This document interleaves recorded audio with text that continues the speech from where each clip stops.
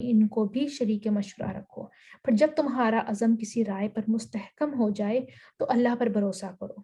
اللہ کو وہ لوگ پسند ہیں جو اسی کے بھروسے سے کام کرتے ہیں۔ اللہ تمہاری مدد پر ہو تو کوئی طاقت تم پر غالب آنے والی نہیں، اور وہ تمہیں چھوڑ دے تو اس کے بعد کون ہے جو تمہاری مدد کر سکتا ہے؟ بس جو سچے مومن ہیں ان کو اللہ ہی پر بھروسہ کرنا چاہیے۔ کسی نبی کا یہ کام نہیں ہو سکتا کہ وہ خیانت کر جائے، اور جو کوئی خیانت کرے تو وہ اپنی خیانت سمیت قیامت کے روز حاضر ہو جائے گا۔ پھر ہر کسی کو اس کی کمائی کا پورا بدلہ ملے گا، اور کسی پر بھی کوئی ظلم نہیں ہوگا۔ بھلا یہ کیسے ہو سکتا ہے کہ جو شخص ہمیشہ اللہ کی رضا پر چلنے والا ہو اور وہ اس شخص کے سے کام کرے جو اللہ کے غضب میں گر گیا ہو اور جس کا آخری ٹھکانہ جہنم ہو، جو بدترین ٹھکانہ ہے۔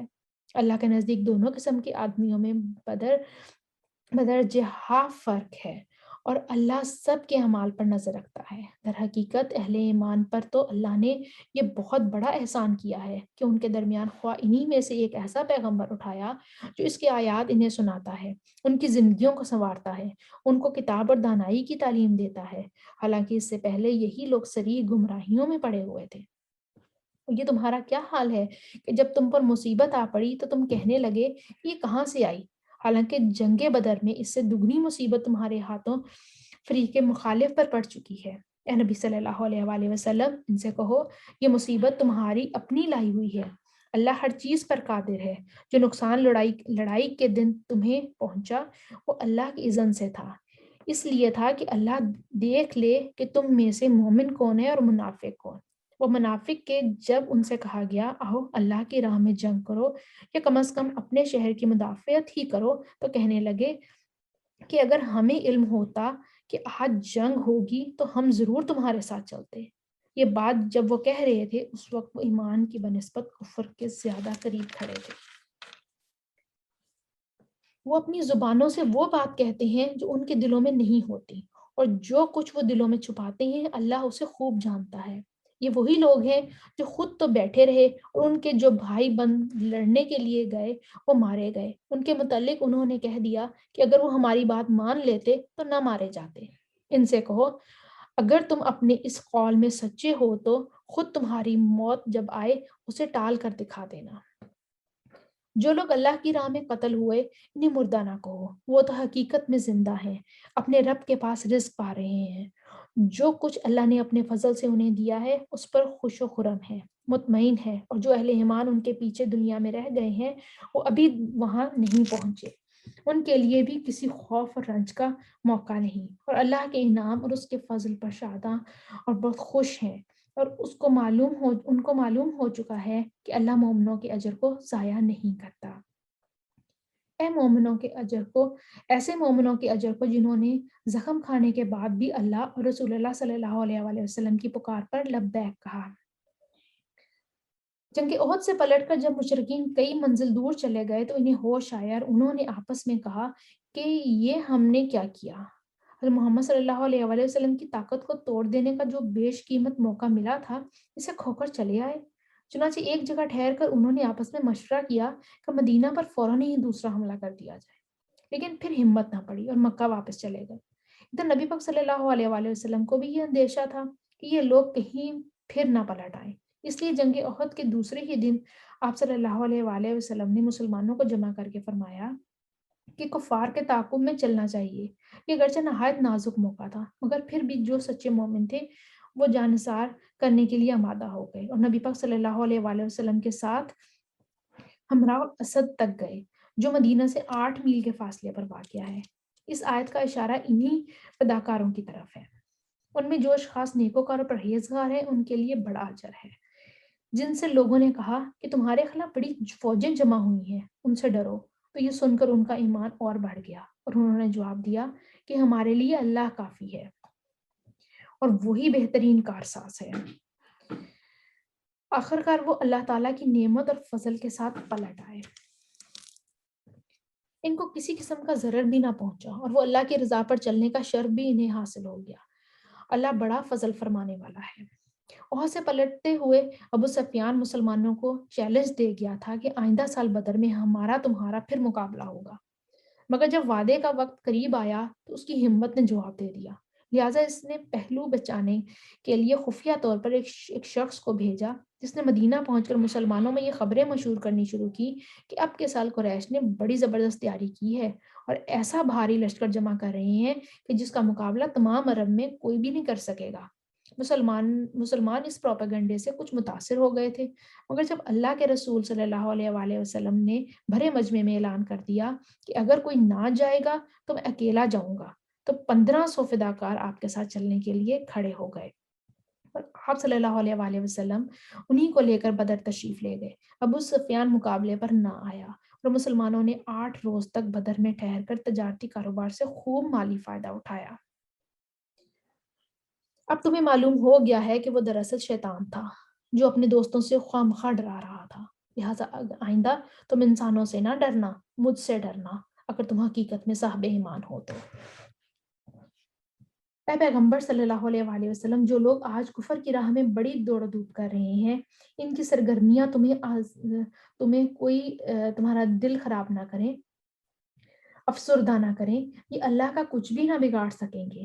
اللہ کا ارادہ یہ ہے کہ ان کے لیے آخرت میں کوئی حصہ نہ رہے اور بالآخر ان کو سخت سزا ملنے والی ہے۔ جو لوگ ایمان کو چھوڑ کر کفر کے خریدار بنے ہیں وہ یقیناً اللہ کا کوئی نقصان نہیں کر رہے، ان کے لیے دردناک عذاب تیار ہے۔ یہ ڈھیل جو ہم انہیں دیے جاتے ہیں، اس کو یہ کافر اپنے حق میں بہتری نہ سمجھیں۔ ہم تو انہیں اس لیے ڈھیل دے رہے ہیں کہ یہ خوب بار بہت اچھے طریقے سے گناہ سمیٹ لیں، پھر ان کے لیے سخت ذلیل کرنے والی سزا ہے۔ اللہ مومنوں کو اس حالت میں ہرگز نہ رہنے دے گا جس میں تم لوگ اس وقت پائے جاتے ہو۔ وہ پاک لوگوں کو ناپاک لوگوں سے الگ کر کے رہے گا، مگر اللہ کا یہ طریقہ نہیں ہے کہ تم لوگوں کو غیب پر مطلع کر دے، یعنی تمہیں یہ بتا دے کہ تم میں سے کون مومن ہے اور کون منافق ہے۔ غیب کی باتیں بتانے کے لیے تو وہ اپنے رسولوں میں سے جس کو چاہتا ہے منتخب کرتا ہے، لہٰذا امور غیب کے بارے میں اللہ اور اس کے رسولوں پر ایمان رکھو۔ اگر تم خدا اور خدا ترسی کی روش پر چلو گے تو تمہیں بڑا اجر ملے گا۔ جن لوگوں کو اللہ نے اپنے فضل سے نوازا ہے اور پھر وہ بخل سے کام لیتے ہیں، وہ اس خیال میں نہ رہیں کہ یہ بخیلی ان کے لیے اچھی ہے، نہیں، ان کے حق میں نہایت بری ہے۔ جو کچھ وہ اپنی کنجوسی سے جمع کر رہے ہیں وہی قیامت کے روز ان کے گلے کا طوق بن جائے گا۔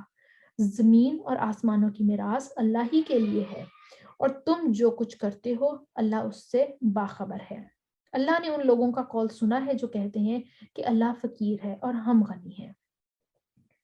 یہ ایکچولی یہودیوں کا قول تھا۔ قرآن مجید میں جب یہ آیت آئی کہ کون ہے جو اللہ کو اچھا قرض دے تو اس کا مذاق اڑاتے ہوئے یہودیوں نے کہنا شروع کر دیا کہ جی ہاں، اللہ میاں مفلس ہو گئے ہیں، اب وہ بندوں سے قرض مانگ رہے ہیں۔ ان کی یہ باتیں بھی ہم لکھ لیں گے۔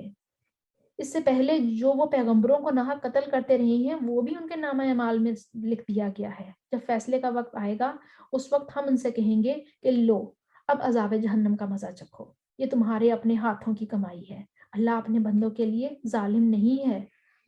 جو لوگ کہتے ہیں کہ اللہ نے ہم کو ہدایت دے دی ہے کہ ہم کسی کو رسول تسلیم نہ کریں جب تک کہ وہ ہمارے سامنے ایسی قربانی نہ کرے جسے غیب سے آ کر آگ کھا لے، تو ان سے کہو تمہارے پاس مجھ سے پہلے بہت سے رسول آ چکے ہیں جو بہت سی روشن نشانیاں لائے تھے اور وہ نشانی بھی لائے تھے جس کا ذکر تم کرتے ہو، پھر اگر ایمان لانے کے لیے یہ شرط پیدا کرنے میں تم سچے ہو تو ان رسولوں کو تم نے کیوں قتل کیا؟ اب اے نبی صلی اللہ علیہ وآلہ وسلم، اگر یہ لوگ تمہیں جھٹلاتے ہیں تو بہت سے رسول تم سے پہلے جھٹلائے جا چکے ہیں جو کھلی کھلی نشانیاں اور صحیفے اور جو بھی الہامی کتابیں، بخشنے والی کتابیں لائے تھے۔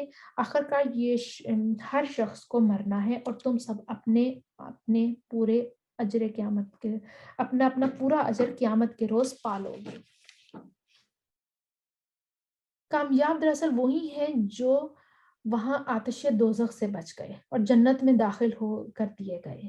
رہی یہ دنیا تو یہ محض ایک ظاہر فریب ہے اور کچھ بھی نہیں۔ مسلمانوں، تمہیں مال اور جان دونوں کی آزمائش پیش آ کر رہیں گی اور تم اہل کتاب اور مشرکین سے بہت سی تکلیف دہ باتیں سنو گے۔ اگر ان سب حالات میں تم صبر اور خدا ترسی کی روش پر قائم رہو تو یہ بڑے حوصلے کا کام ہے۔ ان اہل کتاب کو وہ عہد بھی یاد بھی یاد دلاؤ جو اللہ نے ان سے لیا تھا کہ تمہیں کتاب کی تعلیمات کو لوگوں میں پھیلانا ہوگا، انہیں پوشیدہ رکھنا نہیں ہوگا، مگر انہوں نے کتاب کو پس پش ڈال دیا اور تھوڑی قیمت پر انہیں بیچ ڈالا۔ کتنا برا کاروبار ہے جو یہ کر رہے ہیں۔ تم ان لوگوں کو عذاب سے محفوظ نہ سمجھو جو اپنے کرتوتوں پر خوش ہیں اور چاہتے ہیں کہ ایسے کاموں کی تعریف انہیں حاصل ہو جو فی الواقع انہوں نے نہیں کیے۔ حقیقت میں ان کے لیے دردناک سزا تیار ہے۔ زمین اور آسمان کا مالک اللہ ہے، اس کی قدرت سب پر حاوی ہے۔ زمین اور آسمانوں کی پیدائش میں اور رات اور دن کے باری باری سے آنے میں ان ہوش مند لوگوں کے لیے بہت سی نشانیاں ہیں جو اٹھتے بیٹھتے اور لیٹتے ہر حال میں خدا کو یاد کرتے ہیں اور زمین میں اور آسمانوں کی ساخت پر غور و فکر کرتے ہیں۔ وہ بے اختیار بول اٹھتے ہیں، پروردگار، یہ سب کچھ جو تو نے فضول اور بے مقصد پیدا نہیں کیا، تو پاک ہے۔ ربنا اننا سمعنا منادیا ینادی للایمان ان آمنوا بربکم فآمنا ربنا واغفر لنا ذنوبنا وکفر عنا سیئاتنا وتوفنا مع الابرار ربنا وآتنا ما وعدتنا على رسولك ولا تخزنا يوم القيامة إنك لا تخلف الميعاد۔ اے رب، ہمیں دوزخ کے عذاب سے بچا لے۔ تو نے جسے دوزخ میں ڈالا اسے در حقیقت بڑی ذلت اور رسوائی میں ڈال دیا، اور پھر ایسے ظالموں کا کوئی مددگار نہ ہوگا۔ مالک، ہم نے ایک پکارنے والے کو سنا جو ایمان کی طرف بلاتا تھا اور کہتا تھا کہ اپنے رب کو مانو۔ ہم نے اس کی دعوت قبول کر لی۔ بس اے ہمارے آقا، جو قصور ہم سے ہوئے ہیں ان سے درگزر فرما دے، جو برائیاں ہم میں ہو گئی ہیں انہیں ہم سے دور کر دے، اور ہمارا خاتمہ نیک لوگوں کے ساتھ کرنا۔ خداوند، جو وعدے تو نے اپنے رسولوں کے ساتھ کیے تھے ان کو ہمارے ساتھ پورا کر دے، اور قیامت کے دن ہمیں رسوائی میں نہ ڈالنا۔ بے شک تو اپنے وعدے کے خلاف کرنے والا نہیں ہے۔ جواب میں ان کے رب نے فرمایا، میں نے تم میں سے کسی کا عمل ضائع کرنے والا نہیں ہوں، خواہ مرد ہو یا عورت، تم سب ایک دوسرے کے ہم جنس ہو۔ لہٰذا جن لوگوں نے میری خاطر اپنے وطن چھوڑے اور جو میری راہ میں اپنے گھروں سے نکالے گئے اور ستائے گئے اور میرے لیے لڑے اور مارے گئے، ان کے سب قصور معاف کر دوں گا، اور انہیں ایسے باغوں میں جان داخل کروں گا جن کے نیچے نہریں بہتی ہوں گی۔ یہ ان کی جزا ہے اللہ کے ہاں، اور بہترین جزا اللہ ہی کے پاس ہے۔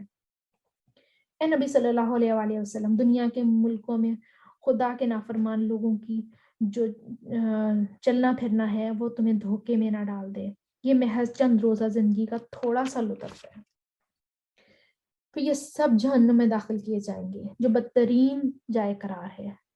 اس کے برعکس اس کے جو لوگ اپنے رب سے ڈرتے ہوئے زندگی بسر کرتے ہیں ان کے لیے ایسے باغ ہیں جن کے نیچے نہریں بہتی ہوں گی، ان باغوں میں وہ ہمیشہ رہیں گے۔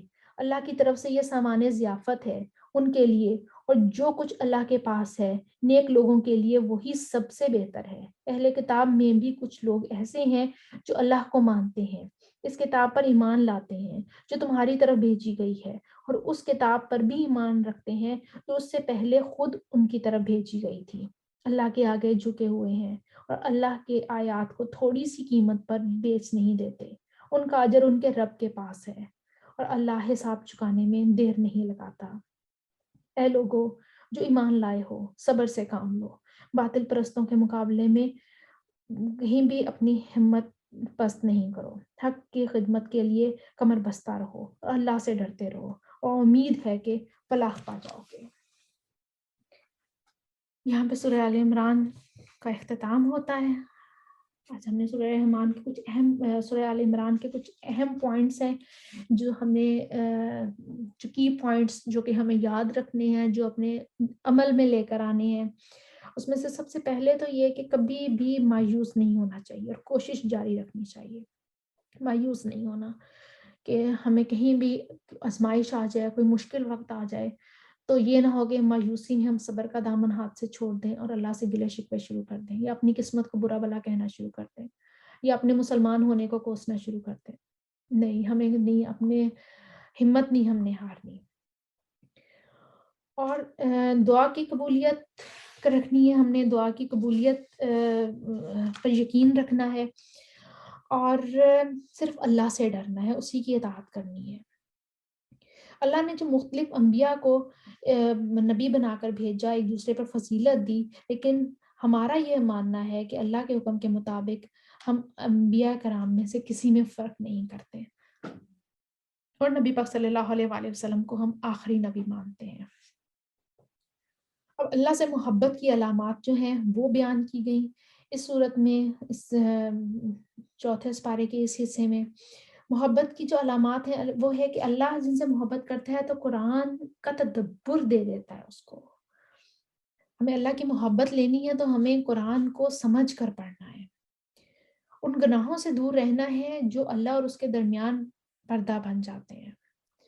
دل میں ہر وقت اللہ کے نام اور اس کی صفات کو یاد کرنا ہے، اللہ کے سامنے دل کی نرمی اور عاجزی کا اظہار کرنا ہے، اور ہمیں ہر وقت اچھے اخلاق سے پیش آنا ہے لوگوں سے، اور ہر کام کو بسم اللہ پڑھ کر شروع کرنا ہے۔ رات کی تنہائی میں اللہ تعالیٰ قرآن کی تلاوت کرنی ہے، استغفار کرنی ہے، اور اللہ تعالیٰ کو خوش کرنے کے لیے ہمیں اللہ تعالیٰ کے بتائے ہوئے طریقے پر چلنا ہے تاکہ ہم اللہ تعالیٰ کو خوش کر سکیں۔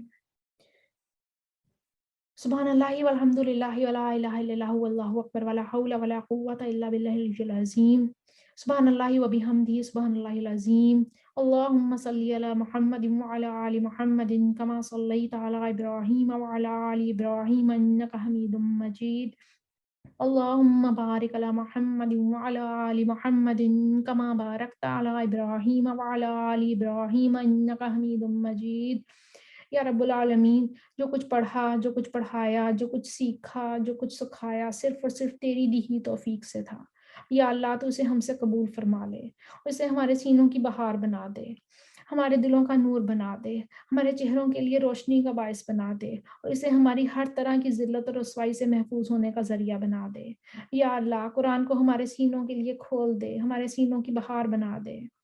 یا رب العالمین، ہمیں اس چیز کی محبت ہر چیز کی محبت سے زیادہ دے دے، یہ علم ہمارے لیے آسان کر دے، اس پر عمل کرنے والا بنا دے، اس کو دنیا کے گوشے گوشے تک، ہر شخص تک، ہر انسان تک، ہر دل تک، ہر ہاتھ تک پہنچانے کی توفیق عطا فرما دے۔ یا رب العالمین، تو ہمیں دنیا کی بھلائیاں عطا فرما اور آخرت کی بھلائیاں بھی نصیب فرما۔ ربنا آتنا فی الدنیا حسنۃ وفی الآخرۃ حسنۃ وقنا عذاب النار۔ ربنا لا تزغ قلوبنا بعد إذ هديتنا وهب لنا من لدنك رحمة إنك أنت الوهاب۔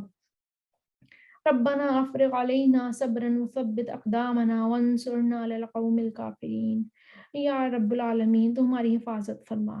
یا اللہ، تو ہمارے ایمان کو سلامت رکھنا، اور مرتے دم تک ہمیں ایمان نصیب فرمانا۔ آمین ثم آمین، وآخر دعوانا الحمد للہ رب العالمین۔ سبحانک اللہم وبحمدک، اشہد ان لا الہ الا انت، استغفرک واتوب الیک۔ السلام علیکم ورحمۃ اللہ وبرکاتہ۔